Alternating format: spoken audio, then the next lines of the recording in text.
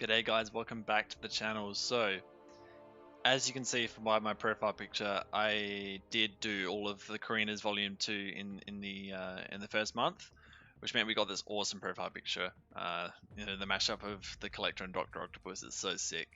Yeah, I'm so really proud of getting that. And I wanted to make this video just to really reflect on why I think these challenges were way better than the first volume challenges, and why they could maybe even get better in the future. And because there are quite a few reasons, but basically overall, I mean, you can see I haven't even finished the first volume because they're so annoying. That's like most people's opinion of these is that. And I share that opinion because, well, in that these challenges, these first volume ones, they're a lot of them, they're designed to really test you, but not in a fun way. That I think is the biggest difference between between volume 1 and volume 2. So volume 1, it kind of forces you to go very far outside of your comfort zone. Like this one, using only a 4-star Star-Lord, no one else in your team, just a 4-star Star-Lord for the Labyrinth of Legends. Now, if you're not familiar with Labyrinth of Legends, in Labyrinth of Legends there is an enrage timer. Now, if you don't have a champion that's basically a 455, like a rank 4 5-star or above, that enrage timer is very short, and so you can only last a few minutes with a 4-star in there before you die, and you're forced to revive. Now, that's not fun at all, is it? Compare that to the Volume 2 Abyss challenges, even the most annoying one, like the Carina challenges one, where you're forced to clear Abyss with only a handful of champs. Where is it? Carina's challenges. Okay, so you're forced to do a whole Abyss path using only these champions. Now that is pretty annoying, but it's not that kind of bullshit level. It forces you out of your comfort zone, but it's not to the extreme of that. Not to that extreme, because there are a lot of champs with this tag that are really good in Abyss. Shang-Chi is really good in Abyss. Captain America Infinity War, really good in Abyss. Falcon, amazing in Abyss. Gears 2099, not so much, but who knows, maybe at higher ranks she might be better. She-Hulk, amazing in Abyss. Howard the Duck isn't bad in Abyss. I-Hulk is actually pretty good in Abyss. Longshot as a Mystic. Morningstar. These are actually really good champs for Abyss. Now, Star-Lord is a great champion for Labyrinth of Legends, but not as a 4-star. At least this one lets you use 6 stars, right? Like, if the Volume 1, if that had been just use a 5-star Star-Lord, that would have been way more reasonable. Because that wouldn't have been easy to do that itemless. Just like this isn't easy to do itemless, but so it still would have been a challenge, but not to the bullshit level of that, of using a 4-star only. Because I think most people are spending in the neighborhood of 80 revives for that challenge, and you can see I haven't even done it yet. It's probably going to be one of the ones I do soon, just to get out of the way, but I'm not looking forward to it at all.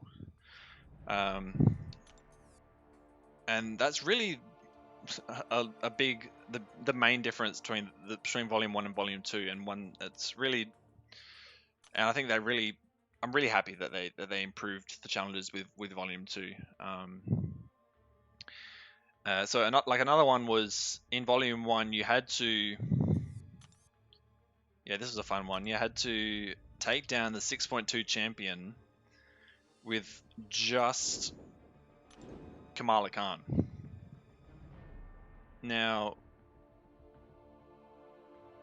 I think my skill level is okay, but Kamala Khan against the champion is technically an okay counter, but not everyone has Swadia level skills, right? Not everyone can solo the champion very easily with a Kamala Khan.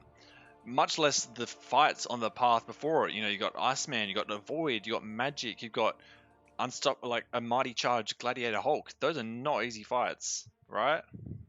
Compare that to Volume 2, where you're forced to use a Dr. Octopus just by himself, but it's for a fight that he actually really excels in, and a lot of people can do it much like with relatively much easier than it's much easier using Doc Ock against Havoc than it is using Kamala Khan against the champion, right?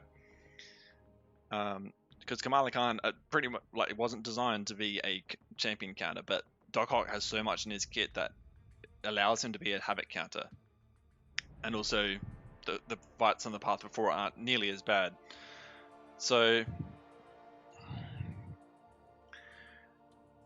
I think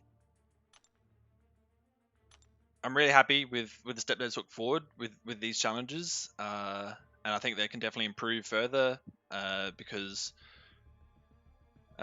one example is the biggest mistake they made with Volume 2 was actually the 6.4.6 challenge. Now for that one you had to use either a 5-star or 6-star. You had to have Korg on your team. You had to have Thor Ragnarok on your team. And you also had to have Hulk Ragnarok on your team. And that champion. So you couldn't have two of them, you couldn't have one of them, you had to have all three. Which means if you don't have one of those three as a 5-star or 6-star, you couldn't actually do that challenge.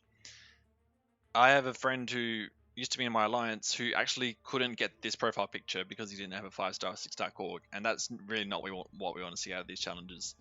I think if there was some sort of like a nexus from one of the other challenges as a reward, like if you could choose between one of those three champions that you're missing, just as a 5-star, that would have been fine, because that means you could you could actually do that challenge, or make it so you don't have to have all three, you can just do it with one of them. So yeah, that was probably the biggest misstep, but apart from that, they did really well. I really like the Doc Ock challenge. That was definitely my favorite one. I really like the mutant path in Abyss, because there's so many overpowered mutants in the game now. I had a lot of fun using Strife for the first time. He actually really surprised me. Even as a rank 2, had fun using Apocalypse for the first time in Abyss. That was also really fun with that Strife synergy. He hits so hard, man. And yeah, it was really fun using Magneto again. It was really fun just using those champs again in Abyss, and using just new champs for the collector instead of just Aegon every time. It wasn't fun going into Abyss again after I had explored it, but it was worth it, obviously, for those rewards. We were able to get a second rank 4 out of it, and yeah, also 6 stones and 6-star shards. It was good, and so I'm really excited for what they can potentially bring to Volume 3. And I can't really talk about Volume 2 being so good without mentioning a very important person that's a new employee of Kabam, and that's J-Nick. So he's been a massive member of the community. I've been very close with him on Discord. He's been a great ambassador for the community, and being bringing his experience of the game to Kabam, because he helped design a lot of these Volume 2 challenges, and you can tell how more player friendly they are, because you can tell they've been designed by a player who's actually played the game. Like, there's some Kabam employees that play the game, but not at this level, right? Not at Thronebreaker level. There's not many Kabam employees that do that, but J-Nick is one of them, and he did an amazing job. They did a great job hiring him. But yeah, let me know what you guys think. Did you like Volume 1 better? There's not many people that do, but if you did, tell me why. I'd be very interested to know. If you got the profile pick, let me know. Let me know if you did. If you had fun with this Volume 2 set of challenges. And yeah, so I'll probably be grinding some revives to finish off these last 2 challenges soonish, so that we can get some more 6 stones. That's going to be going to one of our newer champions, one of our new rank 3s. And also, I think we'll have about 1.5 tier 6 basic and 1 tier 3 alpha, so we'll be getting close to half of our next rank 4s, which will be fun. And yeah, that means we'll have no content left after this, so I'm pretty excited by that. It means I'll have more time to focus on the free-to-play account. But yeah, thank you guys for watching. Again, let me know what you guys think in the comment section below or on my Discord server. I'll have that in the description or on Twitter, whatever. Let me know. So yeah, thank you guys for watching. I'll see you in the next one. Peace out.